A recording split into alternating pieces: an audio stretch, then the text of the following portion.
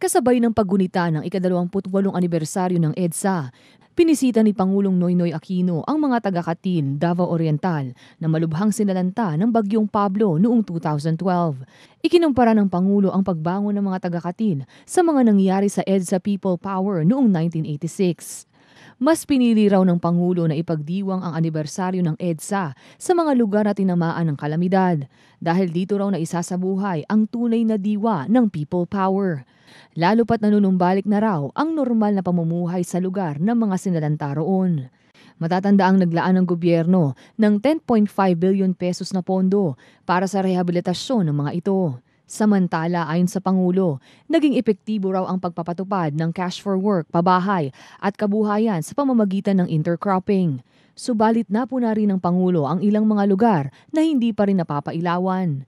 Kaya naman tiniyak ng Pangulo, dahil ito raw ang tunay na diwa ng EDSA, ang bayanihan at pagdadamayan. Ako ang inyong kaibigan, Marge Wamar para sa Newslight.